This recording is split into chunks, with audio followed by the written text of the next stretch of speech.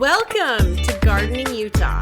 I'm your host, Jana Francis, and on today's show, we are digging into the incredible story of one of my very favorite local nurseries in Utah, Lambert Growers.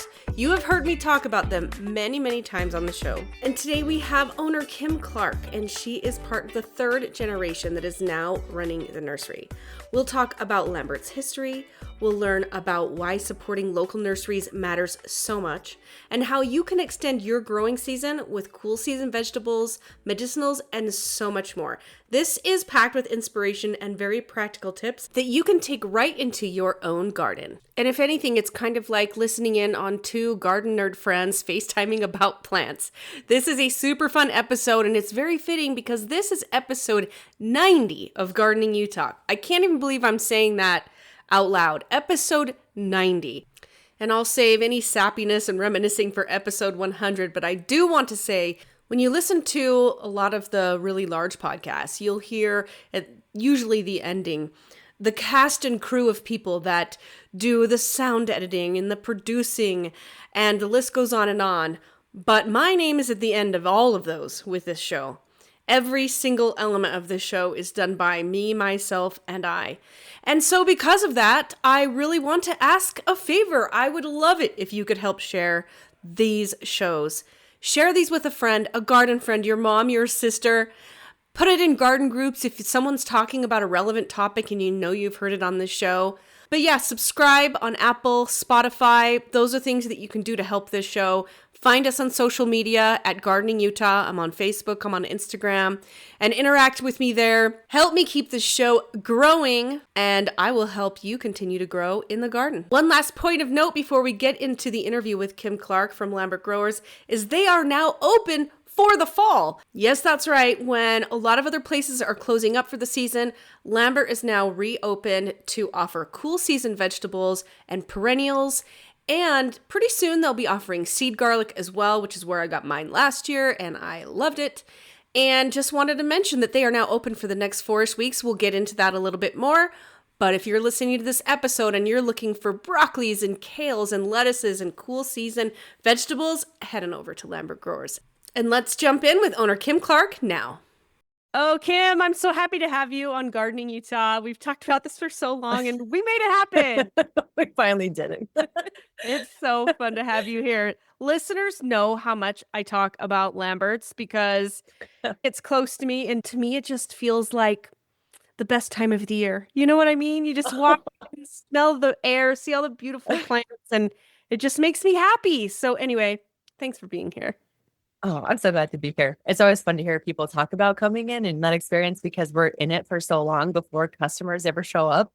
And it's nice that people, and it's like a holiday. Open day. Absolutely. So let's rewind a little bit. I have been going to Lambert's for so long. Give me the story. Yeah. So I've asked this question, like, what year did you? I've never gotten a real straight answer because my grandparents started growing like when they were first having children. And so it's kind of hazy because my grandpa, I think from what I've gathered, it was his dream. He was an engineer. And so he was always the one that was wanting to do things. So I'm not sure if like he started growing and then just pulled my grandma and all their children along after, or, if it was actually like a group effort. So, okay. So we're on Redwood Road in 3900 South. And they had a little tiny house just west of here on 2200 West. So between here and where that house is, I think it still stands. It used to all be fields, and they meaning my mom, she would mention having to skirt around like the cow field, the cow pasture to get past them to this area. Wow. So yeah. So they claim it started like the late 50s into the 60s. It's kind of their time frame. So we just say like 1960-ish, I think. So yeah, so they started small there and kept having kids, found, this property just east and snatched it up. So their original house is still on this property and that's where they raised their kids. Yeah. That's so cool. Yeah. My husband was actually just digging through my grandpa's old container and laid out all of these tools. And, it looks like we should start a museum. So he found like this lineup of tools, and my grandpa really built it from the ground up. Like everything was handmade. So That is so that's kind so of the cool. start. Yeah, and I've asked for pictures. Like I don't know which aunt or uncle of mine has the stash, but I need to find more pictures because it's just incredible. So I would definitely visit a section of Lambert's that had like a museum to all the old tools. yeah, I wish they had more stuff. Like they used to build wood flats. So like when you come in, and if you were to pick up a flat of flowers, it would be in like a plastic carry tray. But they built all wood ones and they would transfer. I mean, we still take your plants out of the plastic and put it into a box, but everything was in wood. And yeah, anyway, so yeah, they raised all their kids here. They had 9 kids, and some of them, went to school and came back. Some of them, moved on from here and did life. But my mom and her sister were the ones that throughout working like with all the siblings, they were kind of the two that wanted to carry it further on. So her sister Joan and herself, they ran this place like with my grandparents, for a long time until they officially bought them out. And then up until even just 2021 is when my aunt retired.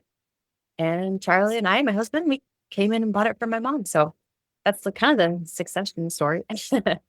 That So is here we so are. cool. And I am so glad that you did buy it because I feel like local nurseries such as yourself are, you know, we're really, really lucky, right? Oh, yeah. Yeah, we definitely still have a lot of people come in and they're, like, oh, what's going to happen? Oh, well, you get another, at least however many years because we bought it. So a lot of people are definitely happy to hear that, but not everyone knows. So they're kind of just waiting for us to fall to the way too, because kind of the plight of nurseries. It's unfortunate or, one up north is closing because of arson. Like it's just really tragic. So yeah, it's hard out there. It's Oh, crazy. So I feel like we're really lucky to come in as like a third generation because it's pretty, the chances are low. But yes. my mom was passionate about it and we were there and wanted to. So it worked out. We made it work.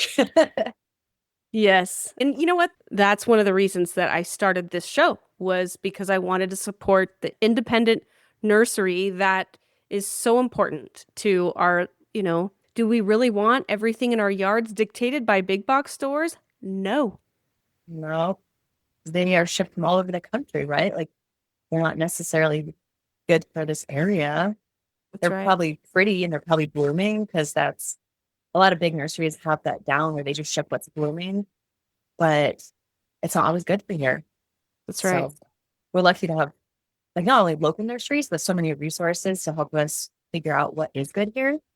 That's right. And so yeah, we can plug them later too. But yeah, we're lucky to have some really cool local resources to help guide our buying choices. Yes. Well, so when do you start for the year? I mean, I know when you open and everything, but give everybody like Yeah. the kind of the inside look at like when you really start planning and then, obviously when you open to the public Mhm. and close for the summer a little bit. So give us the ins and outs of that. Yeah. So while you're all tucked in cozy with a cup of tea in January and it's still snowing, we are starting. Yeah. So historically, we start at beginning of February with seeding. But since Charlie and I came back in 2022, we started pushing our stuff a little bit earlier, trying to bring in some stuff, take advantage of the empty space, um, trying to fill things up faster. Like if we're going to heat up a greenhouse in February, we might as well fill it quickly. So we're heating things as long as we're paying for that space and gas. So that being said, I started trying to bring some stuff in closer, like in January. So I personally oversee one of the buildings. So I bring in a lot of cuttings for houseplants and other like ground covered perennials and stuff like that. So historically February, but now yeah, into January. And that's just the beginning. So we're heating, we're seeding, and then we open in April. So it's like fast and furious, like at least 9 weeks of just seeding and growing, and everything is exploding exponentially as we're like transplanting. So then, yeah, we see you April 1st, and that's when we try to sell all of the cool weather plants. We try to talk everyone out of the peppers and the eggplant. There's so many people, a lot of education. So by May, it's crazy town. We're trying to sell everything. Um, And then we try to shutter for the summer, end of June. So 3 months to open. Um, Another addition is during the summer break, Charlie and I decided to try to do cool weather vegetables again. So now we can go for 3 seasons. And so we're open in the spring. We close for a hot sec in the summer. It's really hot. And but maybe other people don't, that we don't really have outdoor growing space for like retail space.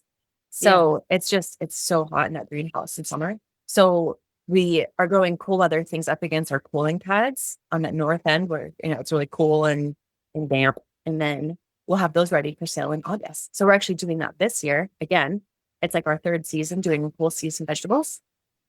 So we're trying to let people know that you can grow. I mean, you can grow year round, really, but this is like another season. So trying to let people know, hey, you can still do lettuce and spinach and beets and chard and all this other stuff again. You could do it again. And that's just been so fun. Like we brought in seed garlic from a grower in Idaho, and that's just been like the most popular thing ever. And so getting that out is really fun. So that's where I got my garlic 2 years ago. Nice. I know. Yeah. I came in and got a ton of different varieties that were just so fun, and I've had a blast with them. Good. Yeah, we're doing it again. It's just, I think it's a highlight, really. Yeah, and then we kind of sell the leftover perennials and houseplants from the rest of the year. So yeah, we kind of have two selling seasons, and it's kind of just morphing as we go, because now that we have like taken on this business in this land, comes with it increased costs, like paying the rent or the mortgage, really, and like what can we do? So yeah, we'll just keep trying to figure out how to expand from there. And you're right, it's the education about helping people realize that just because certain things don't grow this time of year, but there's still so many cool season vegetables that you can get going and start that time of year. Give us a list of the things you'll be growing. So we are trying to grow most things that will be able to mature before winter sets, because I think it's like some hardcore people that, want to like overwinter stuff and cover and into the winter. So most of these things will mature before, which is great. So we're going to do a couple like, broccolini, sprouting broccoli, which I think technically are different, but don't ask me how. And then some bunching onions, so you can harvest those real quick. Totally. Yeah, lots of kale, chard, all the leafy greens, so we're doing a bunch of different lettuce. We've done beets for years, so yeah, we figured we'd give that a shot. So it's kind of the funny, I don't know, trial test. So we'll have to get people's feedback. Yeah, that's kind of all that comes to mind. I feel like I look at them all day on the table and I don't actually take in what they are. So they're out there. They're growing. I don't know. I know. I remember when I was there, about a week before you closed for this summer, I had a few varieties of basil already, but if I see a variety of basil, I need it. It doesn't even matter what it is. I have to have every single kind. And so I remember before I left home, I memorized the 3. I didn't have my phone with me, so I didn't write them down. I'm like, okay, I know I've got Persian and licorice, and I don't know, maybe it was cinnamon basil. And then I get to Lambert's, and I was like, okay, wait, what do I have again? And I'm reading all of yours, and I thought, I just literally was like, forget it. Get one of everything just because. Why not? It's like, I just looked at it, and I can't remember what it was. Oh, my gosh. Anyway. It's funny. You did remind me, though, we are doing basil again, because you can get a second crop of, so basil, it'll be easy because they're going to be mature anyway. Yeah. So we're doing this like really big columnar basil. That's called like Emerald Towers or something. And it literally gets like 3 feet tall and it doesn't flower. Anyway, we had an old employee / customer send us some photos a year ago, and she had like a bushel, just like arm, like she planted like 5 plants and it was like a full armful. So we'll have that, because like it's like all your tomatoes are coming on now, and like your basil from the spring is probably kind of putzing out. So we'll have fresh basil, and then also we'll have bean seed, because I think according to the extension office, I think you should be able to replant those as well. So there really is so much to learn. People are like pretty, like black and white, like, oh, it's too late for this. It's like, oh, like, let's give it a try. So you're right. There is so much little pieces of education that, as much as even on this show, we've talked about certain things like blossom end rot and the reason for that and all the different things. It's like, I wish more people knew so many of these different things. With basil, Hmm. you reminded me, I bought from you. Now the name is escaping me, of course, but it's the little itty bitty leaves, like teeny Yeah. tiny. Do you Boxwood. remember? Maybe it's boxwood basil? Okay, yeah.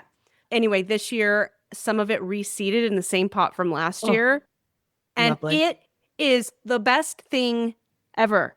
I'm obsessed with this basil because it's so fun that just they're little itty bitties, and then it's just so fun to sprinkle on like spaghetti or whatever. It's a And blast. not chop them. You just like sprinkle them like you No, don't use because pickle. they're teeny tiny. Anyway, Okay, they're good. the That's what I funnest. thought.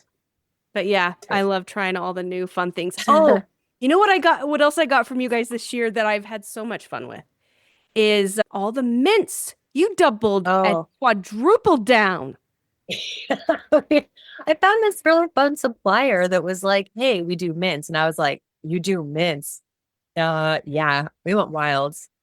And hopefully people read the literature to like put it into a container. So I was like, are we doing people a favor here? I mean, if you're smart, then yeah, I they put hope them in so. containers. In one container, I think I got the pineapple, banana, and then like the yerba buena, which smells insane. Yes. Yes. That was probably what hooked me first because we've had so many customers ask for that.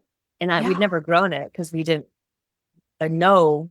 Now we know, but it's beautiful. It kind of smells like a sweet basil mint almost. I'm not sure. It smells so good. And I love having them. So now I have two big containers with nothing but mints, all just different varieties from you guys. Because, of course, like I said, I see a new variety. I'm like, well, I have to have that one too. Well, now I need to try that one and that one. That's so exciting.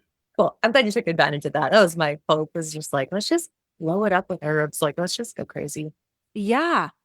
Yeah, and you know what I've seen a rise in requests on the Utah Gardeners Facebook page is medicinals. So every single time I see people say things like that, I'm like, Lambert's has this huge table of all Yes. kinds of stuff you can't find anywhere else.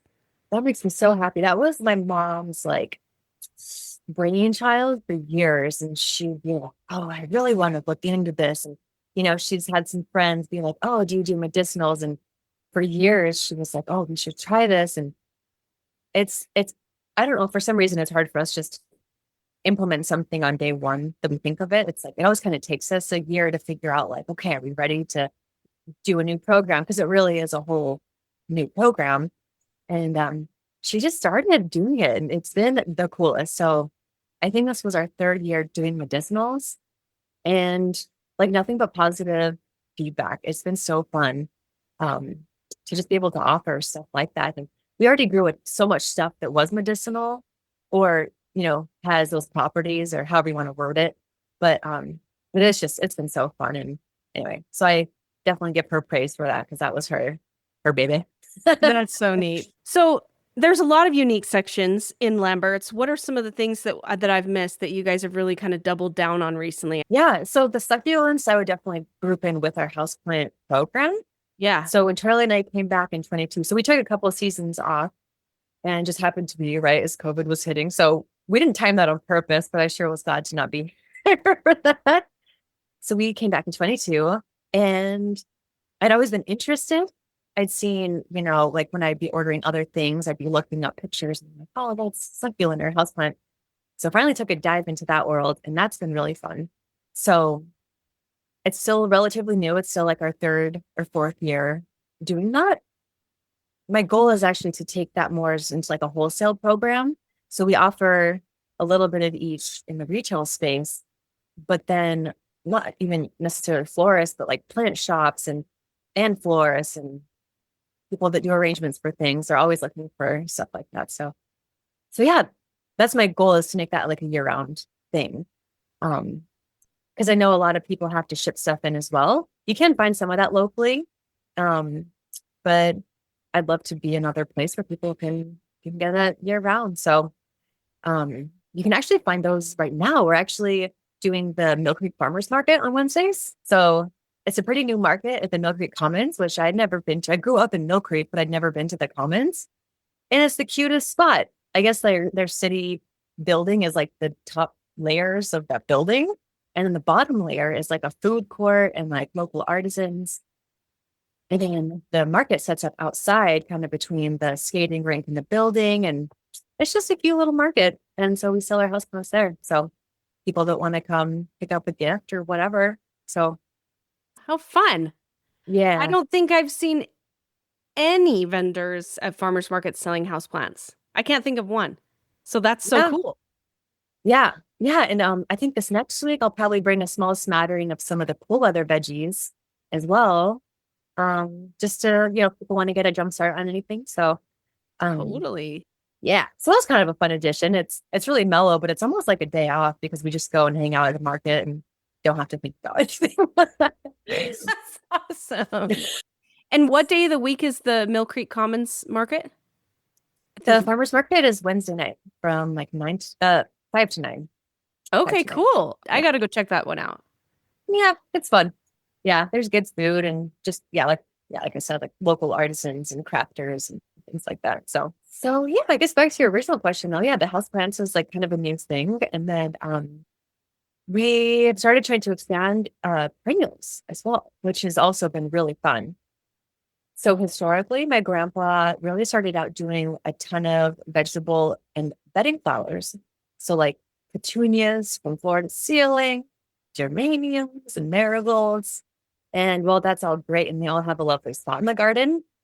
It's just not really 1960 anymore. And, we've Yeah. got a lot of different challenges and aesthetics that people are going for. So um, just trying to bring in a lot more water-wise perennials and took not took. I tried my hand at seeding some native stuff this year, and so we'll offer that this fall. So like some grasses and some Gaillardia, Coreopsis.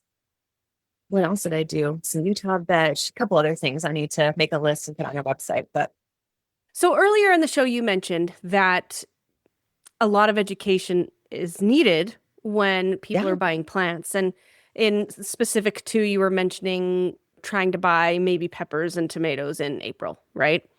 mhm. What are some of the things that you wish more Utah gardeners knew? I wish they would take more initiative on weather patterns. Even like making notes for themselves. So we have customers, I love them. They're why we're here. And they'll say, like, I had this failure last year. It's like, okay, well, make note that you shouldn't be planting tomatoes willy-nilly in April unless you're, wanting to put in the effort to cover them and uncover. Because some people do a 50% where they cover them, but they forget to uncover them in the day. So they have like a mini greenhouse and they end up frying their plants or so. So yeah, we try to capture all of our customers with signage. But one of the great things about Lambert's is how unique our customer base is because of where we are Hmm. and the way that we grow things by seed. We can do a wide variety. So hopefully people will learn after the first year to do that or make notes or we encourage people to take pictures. Like your plant died, what did it look like?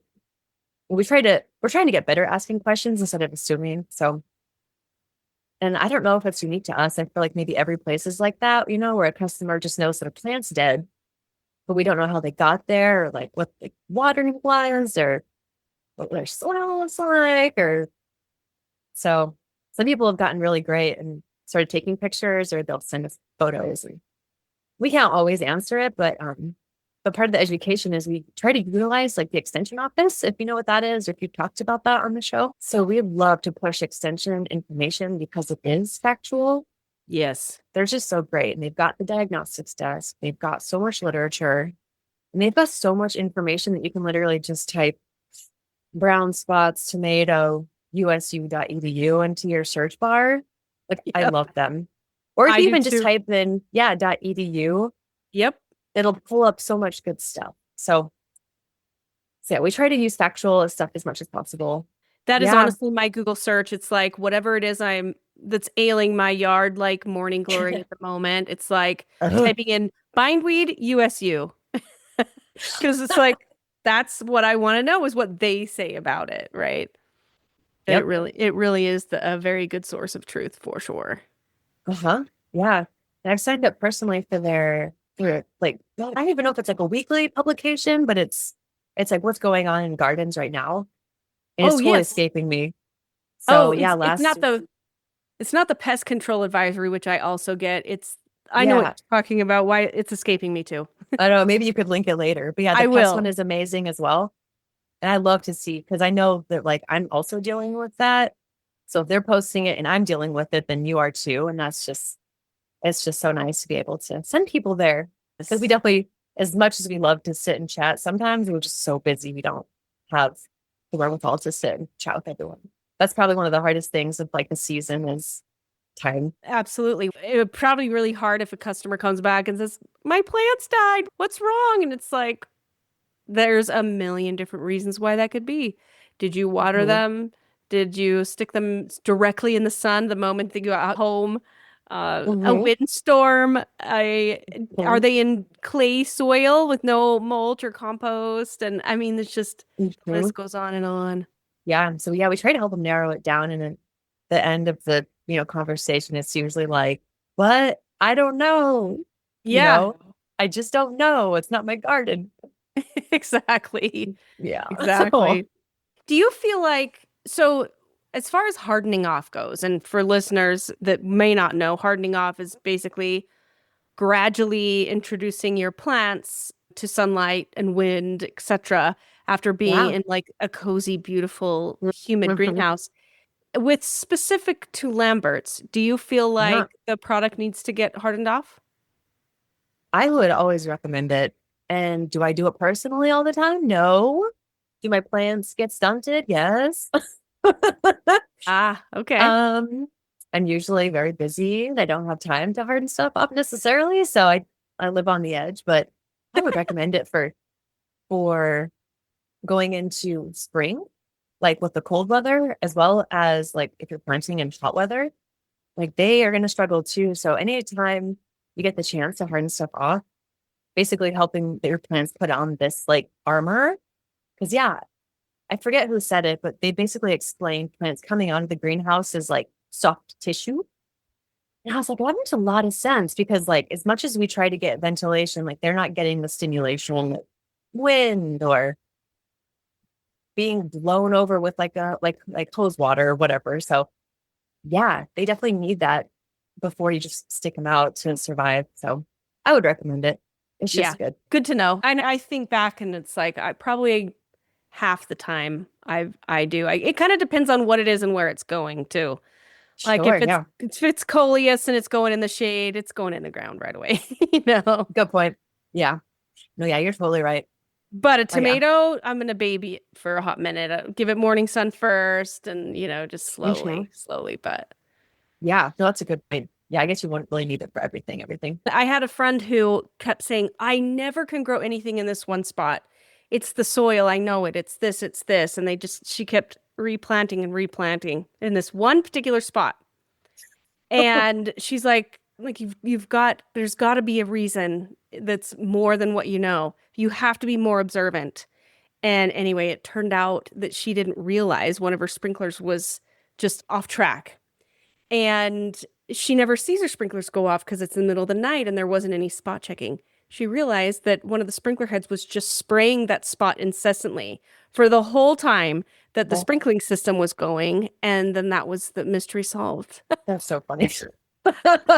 I know it's wild the amount of different things that can happen. Okay, so we talked education a little bit. Let's talk about myths. What is a common gardening myth or mistake that you see all the time?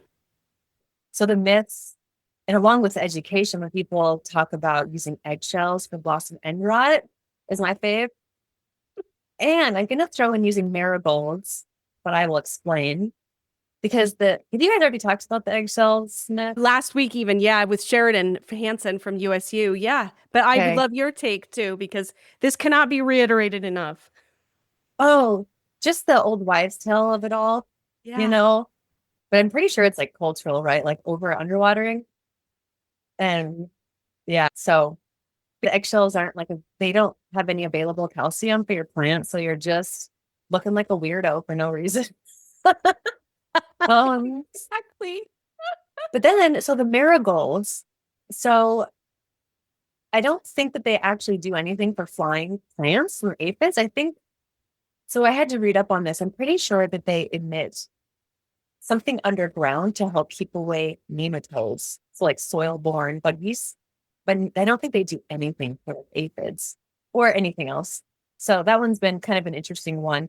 But like, they bring in pollinators, sure. So like, I'm not going to stop people from buying marigolds, but I am going to be like, if you have aphids, like do something else, bro, because this is not it. So, That's but I right. had one customer joke and they said, "Oh, I'm in to buy my sacrificial marigolds." And I'm like, you know what? That's great. At least you know. Like, that's great. Yeah. So anyway, so those are the myths. And then what was the other part of them? Oh, just gardening myth or mistake that you see all the time. Just feel like people want it to be right the first time. And I just want people to be a little more chill about gardening. So I feel like a mistake is that they need it to be a certain way the first time around. So, like, especially if you're new or even like seasoned gardeners, it's like you're not going to have perfect tomatoes every year. So just be calm about it. Like do your best, but don't stress. Yeah, that's a good one. Yeah. What is one underrated plant or overrated plant that you would like people to know about? Underrated. I don't even know. I love zinnias so much. So I'm going to say those are underrated. They're just so lovely. And overrated, probably anything that the box stores sell, like blueberries. Like, why are we doing this? Mic drop. Right? Like, get out of here with that. Honestly, just because you can doesn't mean you should. Mhm. Yeah.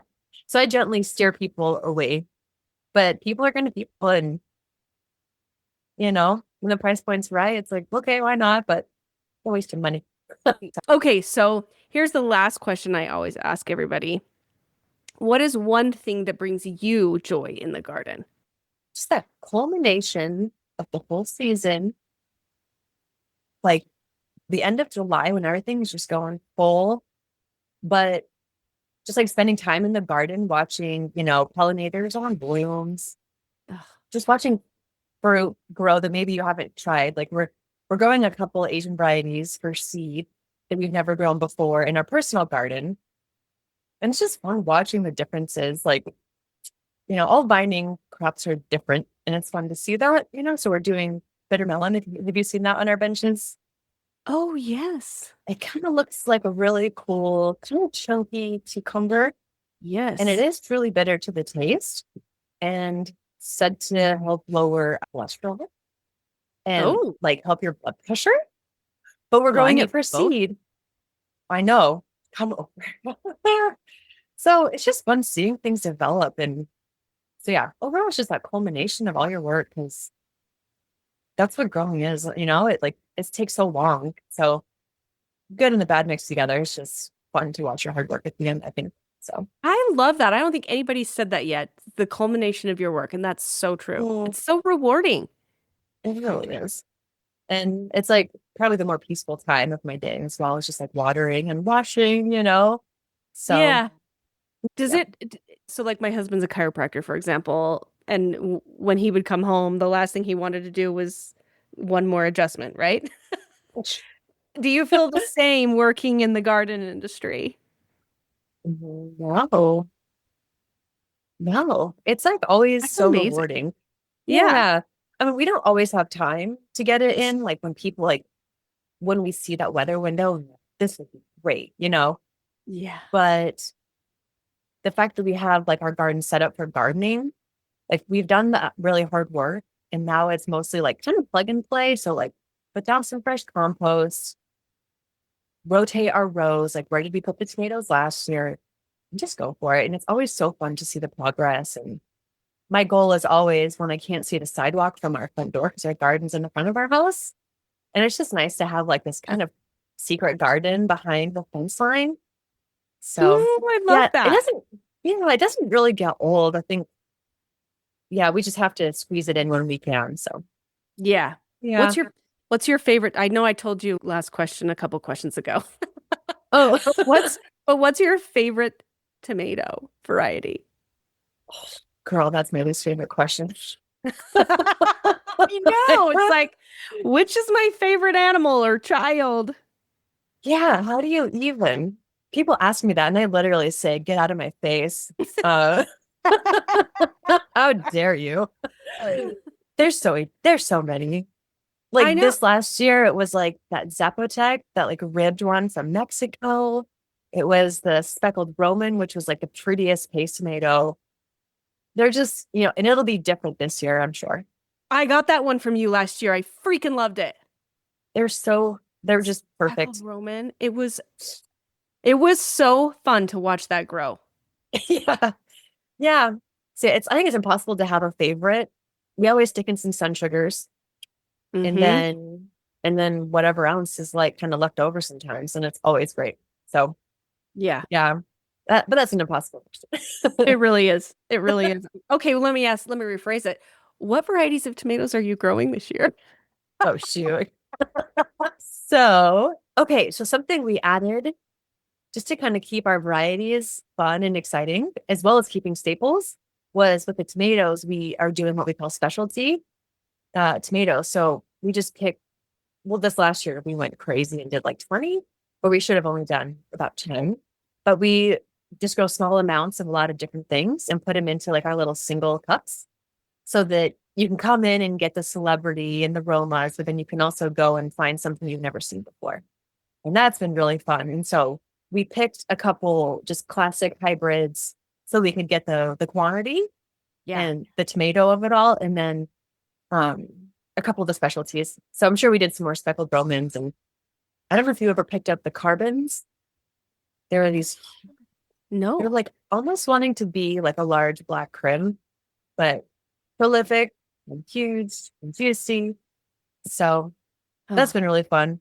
So I actually don't remember what we planted, but I'm sure it's a mix of all of those. So Oh, that's awesome. That's too fun. Okay. Is there anything else that you want the Utah Gardener listener to know about Lambert? well, thanks for everybody that already shops here. Heck So yeah. it's funny because we'll pay for advertising in some different channels.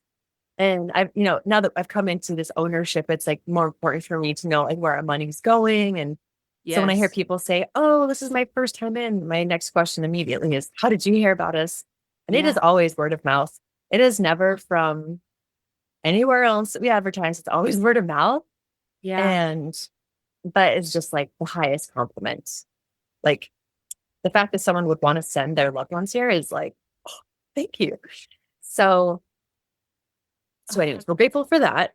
yes. And I would always say, like, if there's something that you're interested in wanting to see, there's we can't always grow everything, but you're more than welcome to reach out. Like we have people reach out with like really cool stories about why we should grow something, like maybe not from this country. And it's just like really special that people are like, I want this here, and I think my family would want this here. Like, so reach out.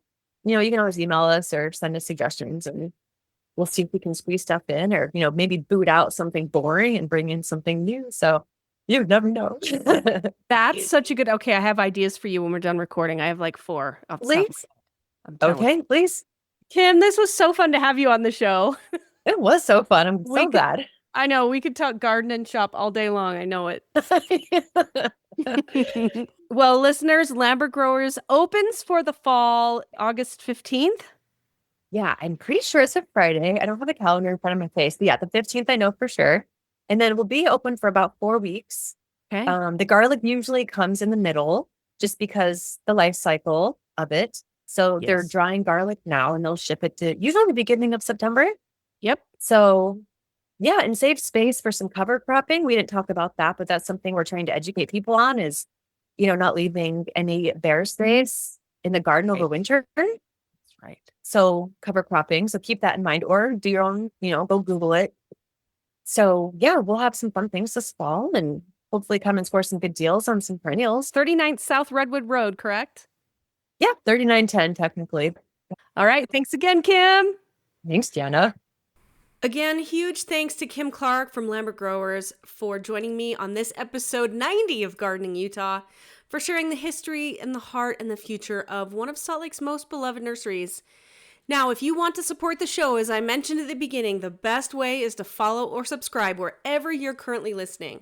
But also, if you could leave a quick review and share this episode with a fellow gardener, it will help us grow so that we can help you grow. And don't forget, you can always find me on Instagram. I'm at Gardening Utah for behind the scenes garden updates at my own house and more. And you can always shoot me a DM and tell me what you think about the show, who you'd like to hear on the show, and any other ideas you have would be super, super fun. Well, we'll see you next time on Gardening Utah. And in the meantime, remember, keep gardening, keep learning, and as always, grow big or go home.